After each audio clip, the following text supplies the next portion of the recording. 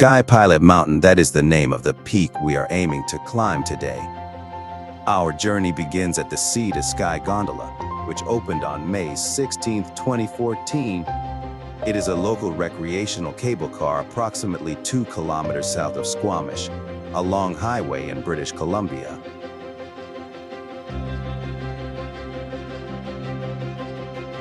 We ascend in comfortable cabins to a height of 885 meters to Summit Lodge, where an eatery, a bar, and a gift shop can be found.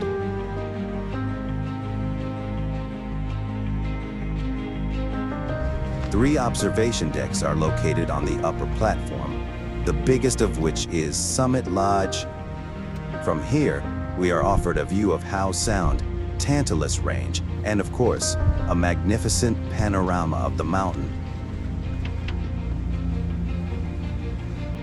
Positioned nearby is a suspension bridge of the same name, Sky Pilot, which leads to the Spirit Trail site. It was built by the company McDonald at the end of 2013, is open year-round, and its length is 95 meters long. Beyond the territory of the observation decks lie several forest trails that branch off in different directions. This region contains 12 hiking trails, 6 front country and 6 back country, with rock climbing sites to suit various difficulty levels and durations. Having walked a short distance forward, we find a large map of all the possible routes and find that ours is the longest. You can get here by foot from the road, but we decided to save time and went up on the gondola instead. The first 3.5 kilometers of the trail entail no particular points of interest.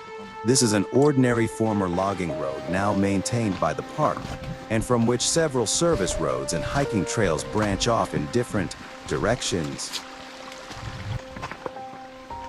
After an unremarkable passage, the trail narrows.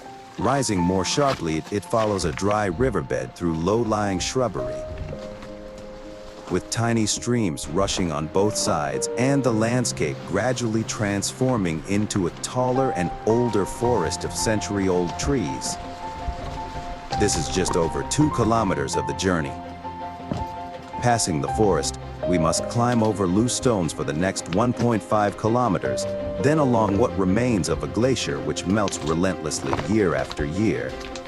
After which we must climb over large boulders constantly breaking off the peaks of the mountains and approaching a small ridge along a sheer wall, climb it, and continue the route. Directly at the foot of the peak, we will have a little less than a kilometer in length and height to go over for the last 200 meters.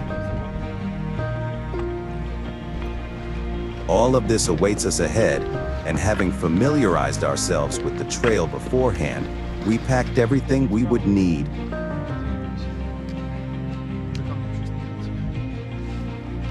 The weather turned for the best today. During the day, the air will warm up to 25 degrees Celsius, but this is in the lowlands. As you know, the higher the climb, the colder the temperature, and that is why all of us carry a jacket or a fleece, which would definitely be useful, especially after we observed that a small yet dense cloud consistently hangs over the peak. Thus, we bring about the theory that there might be rain at the peak, and with that in mind, we proceed. If the weather takes a turn for the worse, then consequently, the climb to the top will have to be called off. We are also carrying trekking poles with us, which ease the walk along the entire route. For the snow and glacier, we have microspikes and crampons, and for the rocky terrain, we have helmets and rope. And of course, for each person, we have enough food and water for the day.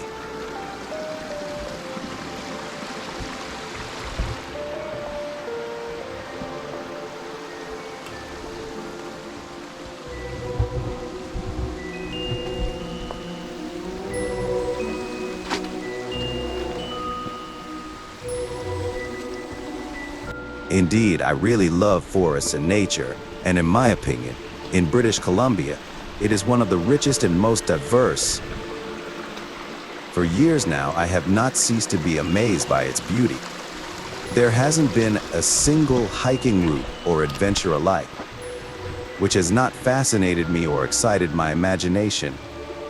Walking from the southern to the northern part of the same gorge, everything changes drastically, as if you suddenly end up in an absolutely different part of the world. And this never changes when gaining altitude, walking through a pass, streams, mountains, or lowlands. Even now, with a faintly pounding heart, intuitively trying to breathe as quietly as possible, afraid to ruin and disturb the splendor of this wild and magical, almost untouched by human activity forest. Your eyes cling to every rock and tree, trying to remember it so it engraves into your memory before you are suddenly attracted to the next, even more interesting image of nature. This makes you want to move forward as fast as possible, to again see something incomparably beautiful, and at the same time, stop and stand unmoving, tuning in to every rustle that fills the ringing silence. The only thing that gives away any inkling of human presence here is the single path that we take stealthily forward.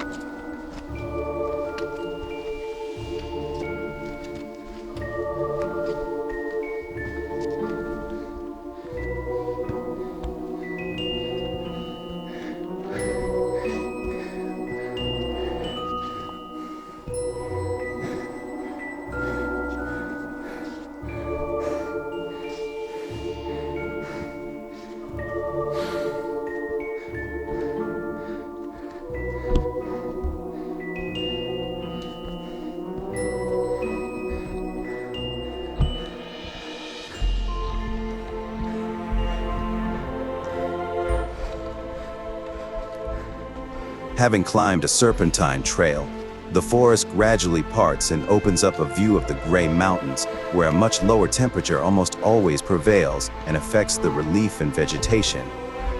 In front of us is a group of jagged peaks, and the peak of Mount Copilot, with a height of 1,881 meters from sea level. The easiest part of the route is over. A more difficult climb and altitude gain of around 500 meters waits for us ahead.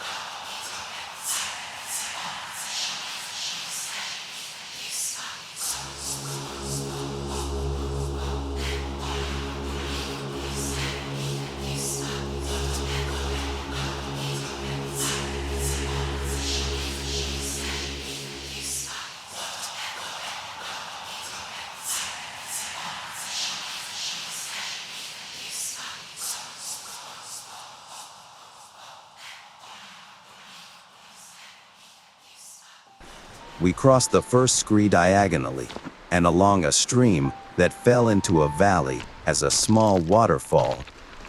We continue to climb up the bare stones on the north side. A little while back, actually, starting from here, the snow did not melt all year long. Now, this is just an unremarkable slope that gradually narrows, approaching us from both sides with mighty rocky walls, with numerous streams and waterfalls from the glaciers that are located higher up.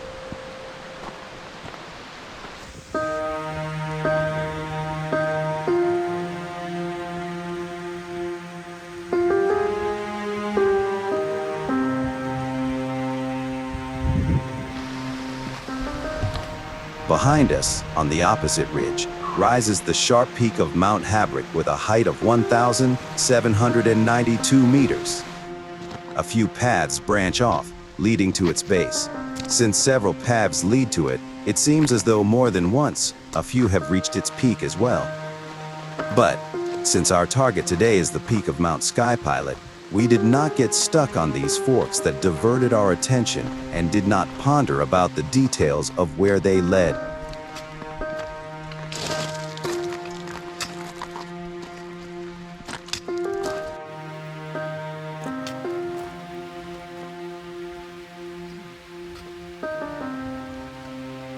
Sasha, are you already heading up with the ice axe? I've got one hand with the camera up all the time. No support for a third one. So my feet are slipping a bit.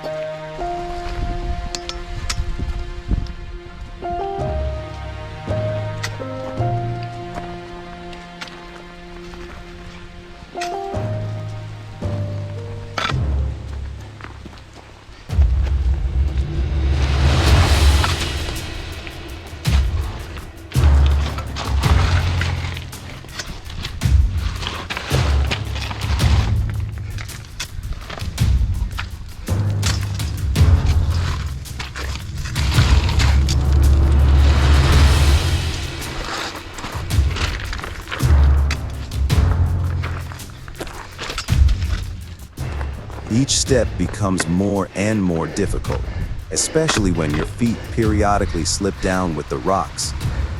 Because of this, I immediately made use of my ice axe as an additional point of support.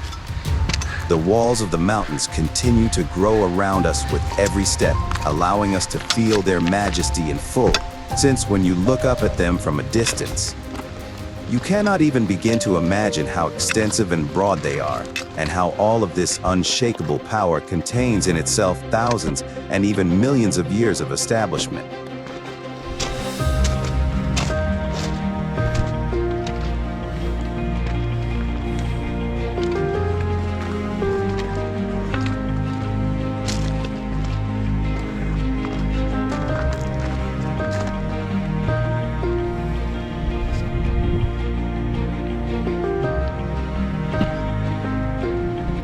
And here is the first region, where it becomes necessary to crawl up a bare, small, rocky ledge.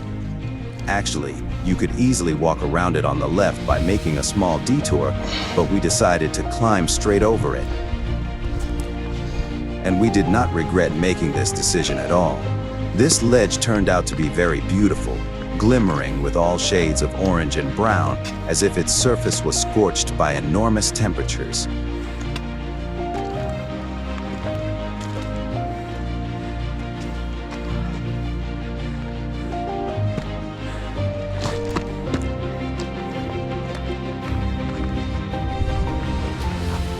Who knows, maybe there was once a volcano in this place, and after its eruption, this semicircle of rocky ledges formed.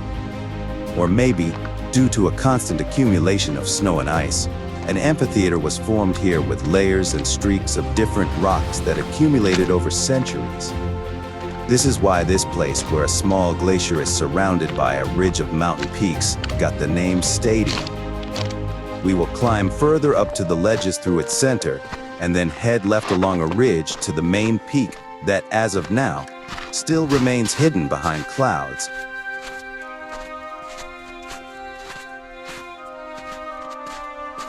It was for the stadium that we brought micro spikes, crampons, and ice axes with us, for a safe and comfortable climb and descent. But as it turned out, there is little snow this year, and under it, in several places, the light blue hue of the glacier itself shine through.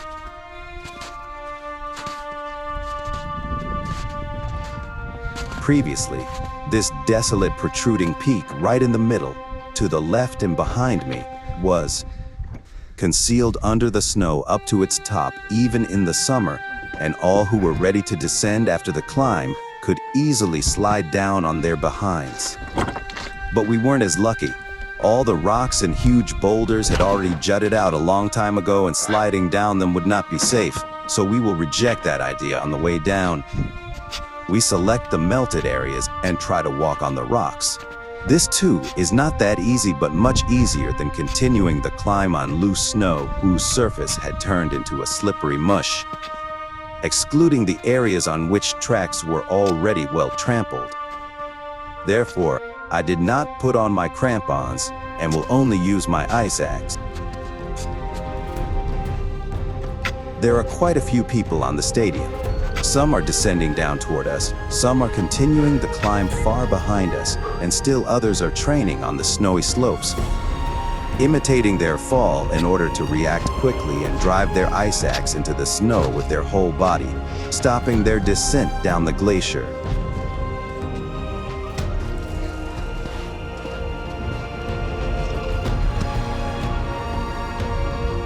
Alexander also tried to climb up without taking the path, for which he was almost instantly sent back down a couple of meters. Microspikes do not work on such an incline, and if there are no well-trodden tracks or a rope railing, then your feet may slip even with microspikes.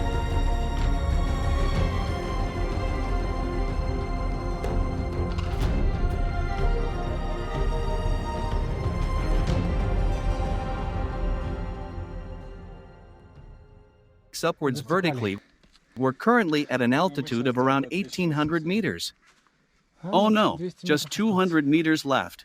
230 meters if you want to be precise, the most cheerful ones.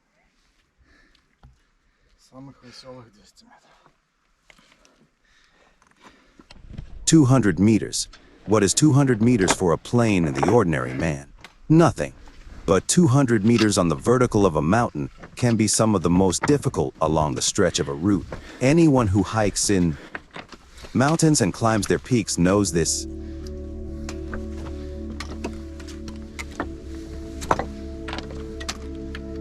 This is true even for today.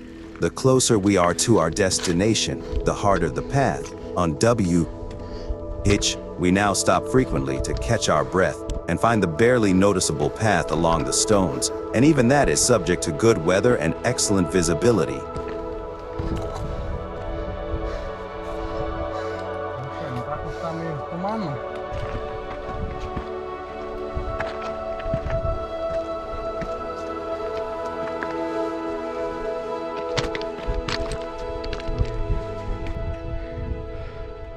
Is that Mount Lion? I'm trying to understand why only one. The second one is behind him, but I can't see it? No, probably very close. I think it's not the Lion's peaks.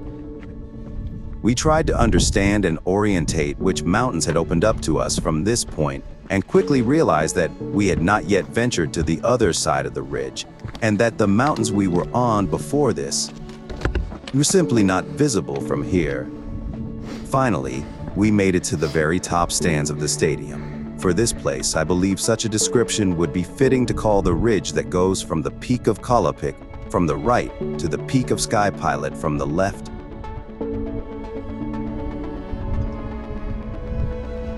Several small drops await us along the ridge and going up. A more sturdy surface without crumbling rocks, but with steep walls to the left and right of us.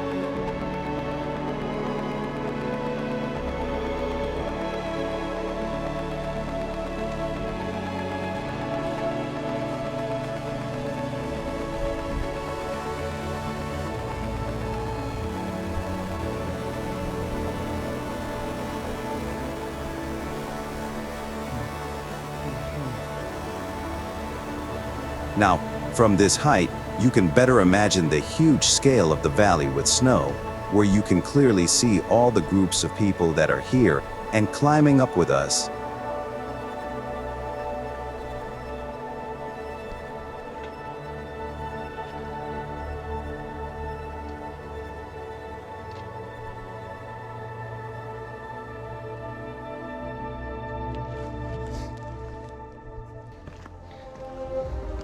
After observing the other climbers for a little while, we approach a rather flat plateau with a few cleared and level places with neatly laid out walls of rock for overnight stays with tents.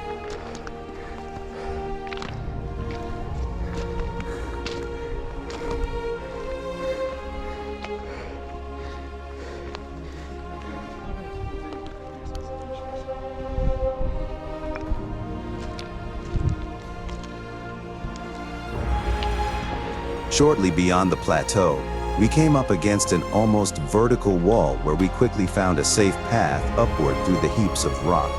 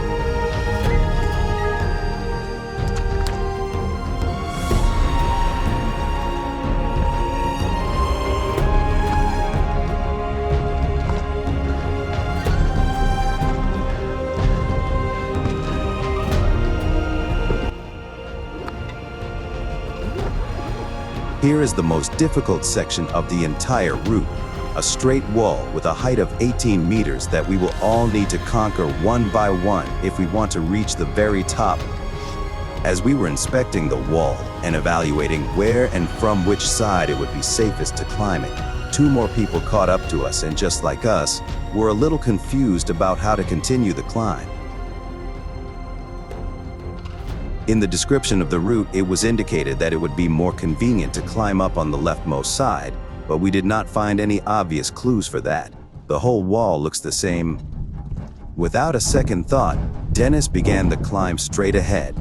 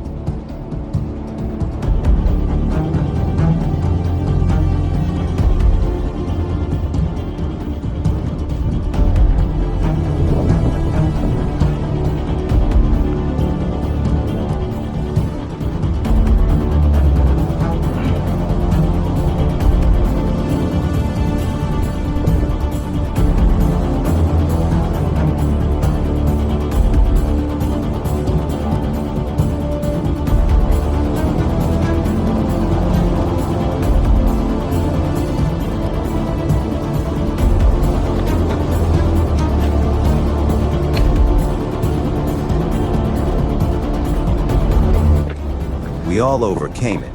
It seems more difficult than it is, but once you start the climb, the most important thing is to pay attention to every step and hand placement to ensure that you always have several points of support to to remain firmly in place if some rock falls from under your hand or foot. Moreover, no railings were attached here, and the rope I brought with me turned out to be too short. I thought the wall would be much shorter. But as it turned out, the path after the wall does not get any easier but only continues winding up an incline.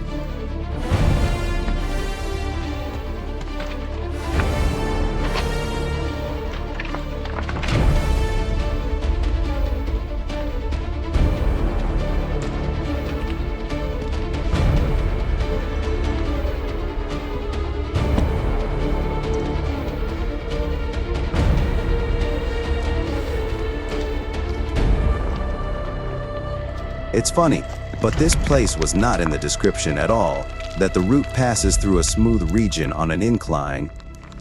As it turned out, we climbed a little higher than was needed. The simple and easy path was right below us from the right. This we only realized on our way down. Sasha already passed this inclined slope. Dennis had also practically crossed it. Now it is my turn. I decide not to go along the rock wall, having to hold on to it with my hands. I do not like that my feet would not be supported by a foothold, and if I slip, my hands wouldn't be of any help.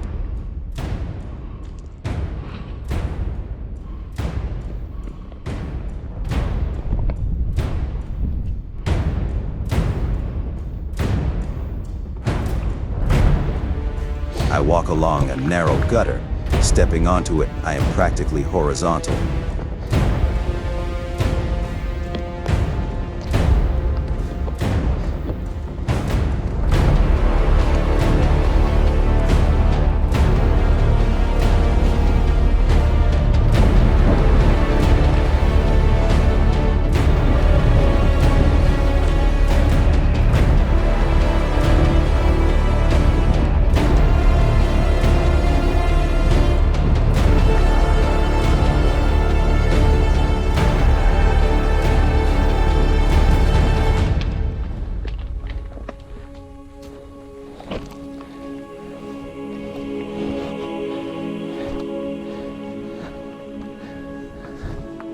Is there some trail going lower there?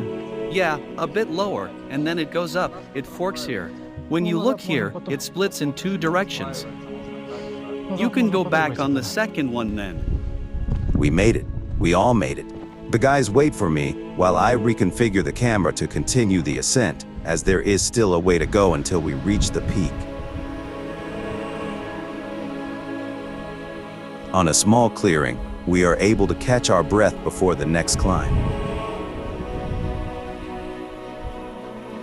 There aren't any screes here anymore, but rather comfortably large rocky ledges, which are much easier to climb if you have minimal skills. But you shouldn't relax too much on the mountain and on the slopes. This, I would call a forbidden luxury when ascending or descending.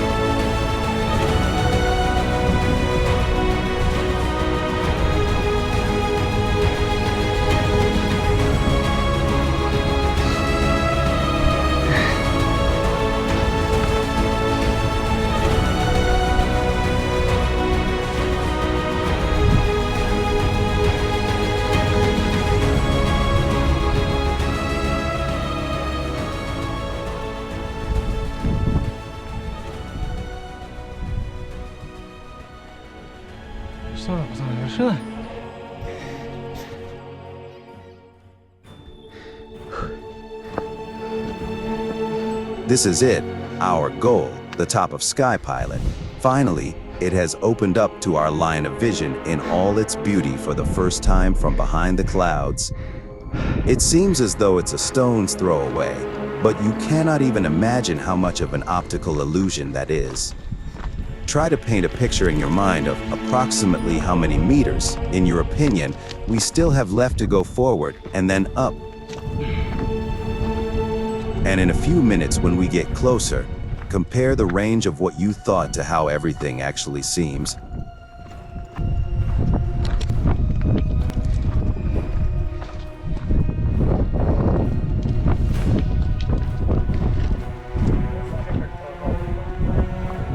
Unusual.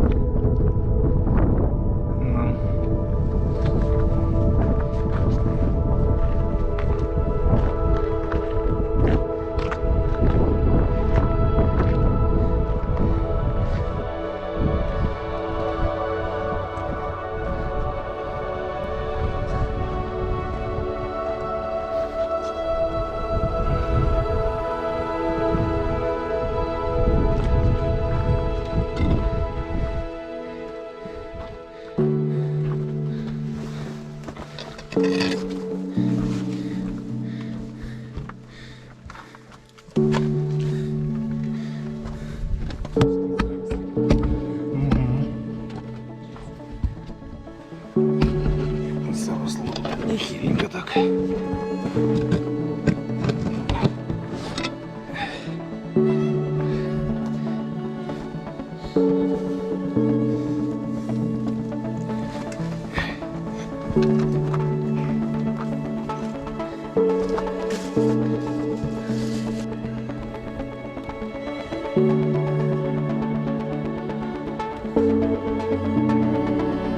compare, who was able to guess the remaining distance, or maybe imagine the height. Ready to compare? We still have to scale a little over 60 meters up this wall, while from afar, it seemed no taller than 5 or 10 meters.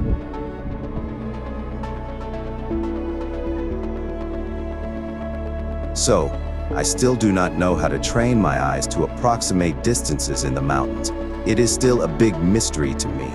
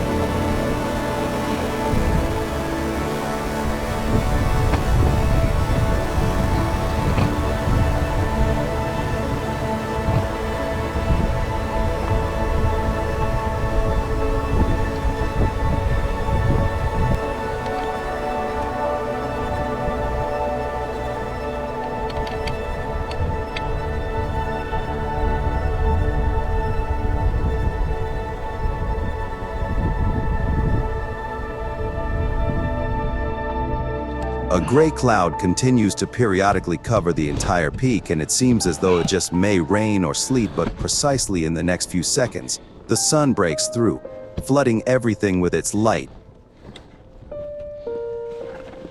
That is why in the video, the weather keeps changing from gray skies to more sunlit, and the mountain either seems to be a gray-brown mass or begins to play with all the colors of the mountain range. We have but a few meters left. The entire route to the top, with breaks and video footage collection, took 4 hours. Many people love to run up different peaks in haste. We are not chasing time. We came here to enjoy all the beauty and absorb the energy of the mountains.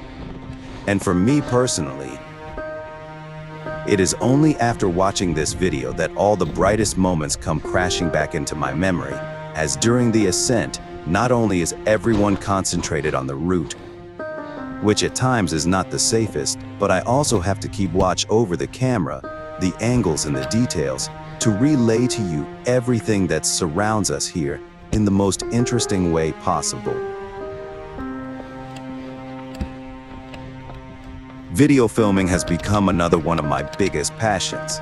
My partners, Sasha and Dennis, whenever it was possible, have helped me film certain parts of the route and gave recommendations as to where it was best to go whenever someone was standing higher or lower than you. The trail a bit to the right, to your left, goes, yeah, I've already seen it, but okay. I'm just climbing straight up now.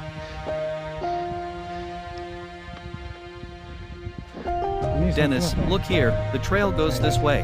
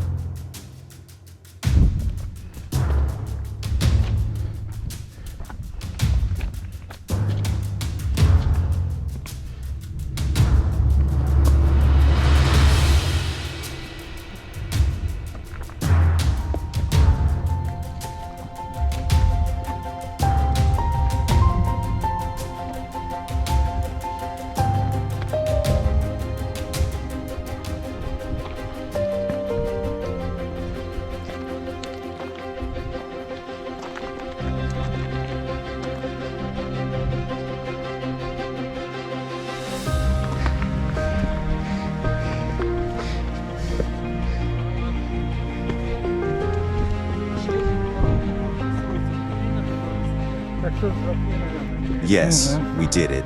We are here. We made it.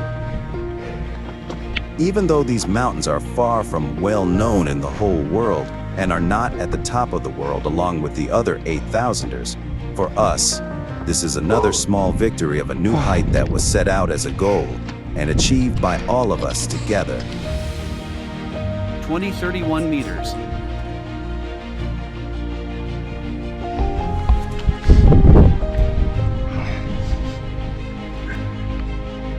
Yeah, not just good. Quite a technical mountain and route. In some places not easy to walk.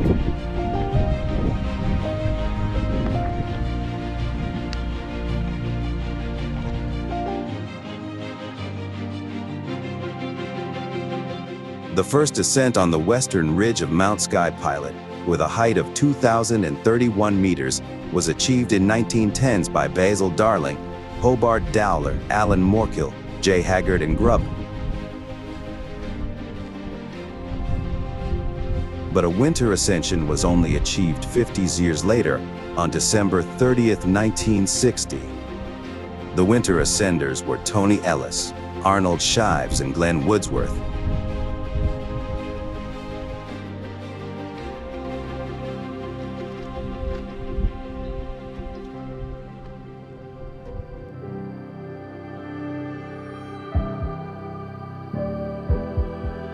Mount Sky Pilot, the tallest of a tightly knit group of jagged peaks in the Coast Mountain Range of British Columbia, Canada. It is considered the tallest peak of the Northern Shore Mountains in Vancouver. It forms the basis of a group of popular mountaineering regions that include several rocky peaks nearby, such as Copilot, 1,881 meters, which was on our right when we were approaching the stadium of the glacier. Ledge Mountain, 1,964 meters, which was located more to the left and will be seen in a few moments. Next, the Sharp-Toothed Peak Sheer, 1,752 meters, and even further behind it, the peak of Ben Lomond, 1,654 meters. The months from July to September offer the most favorable weather for an ascent onto Sky Pilot.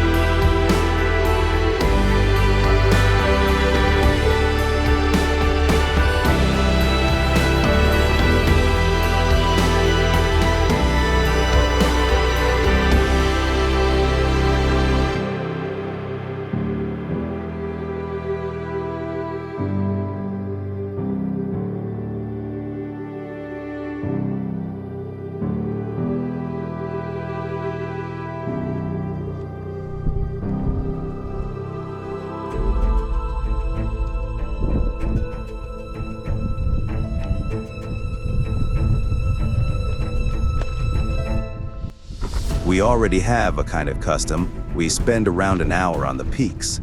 This is related either to the distance for the way down, or to the end of the day, or the weather. Today, as much as we would like to remain there a little while longer, due to the wind and cold clouds, even in jackets we began to freeze after about an hour. And secondly, the gondola which we took on the way up only works until 8 p.m. The way back will take around 3 hours. Accordingly, we will be back by the gondolas around 6:30, but we will give ourselves another 1.5 hours. so we won't have to run headlong if we get stuck somewhere on our way down.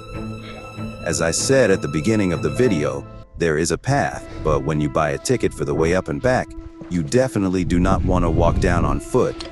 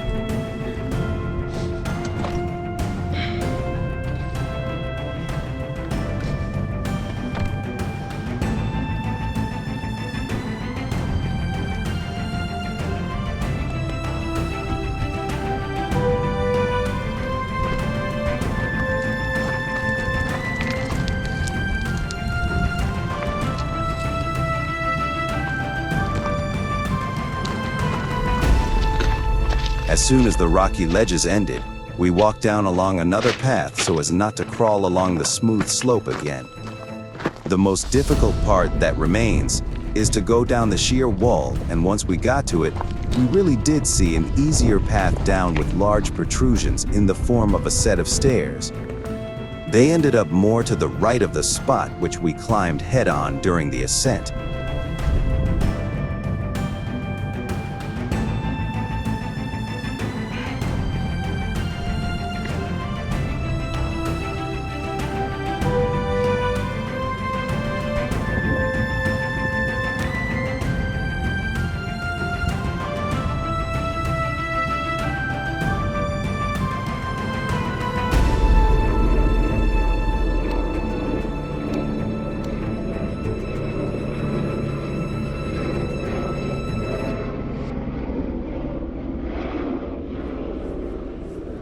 Helicopters are already integral parts of every one of our trips. Rescuers consistently work in this area, even now as I understand it.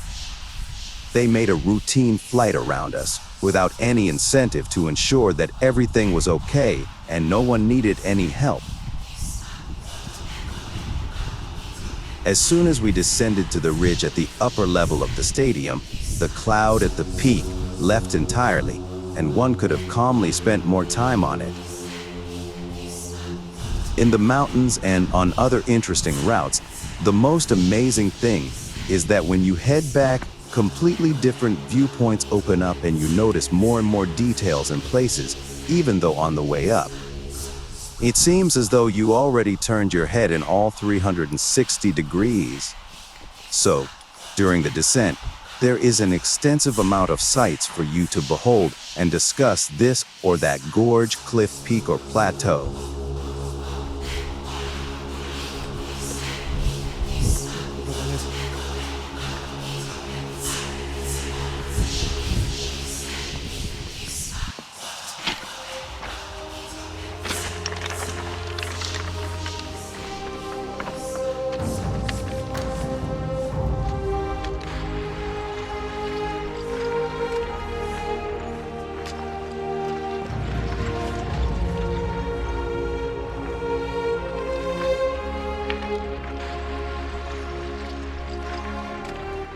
Parallel to us, all the other teams who were at the peak, or those who only reached the ridge or glacier, also made their way down.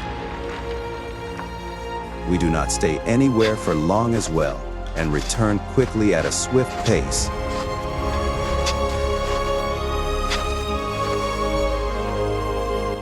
We take one last look at the peak of Mount Skypilot, which presented us with new emotions and positivity, as well as showed us that you should never neglect safety and always be on guard.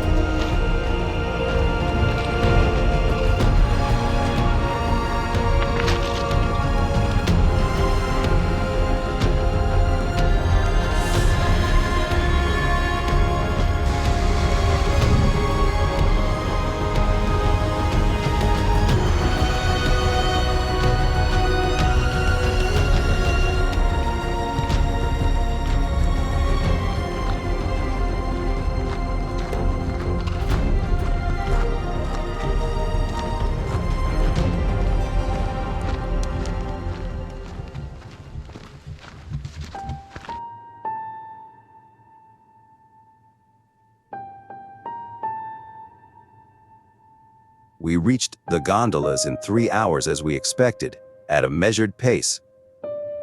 Skypilot remains far on the horizon, awaiting its new guests and enthusiasts who, just like us, will make their way up safely and successfully return home afterwards. We mark another spot on the map of peaks that we managed to climb in our province. Though we are visibly tired, we are in no hurry to make our way down.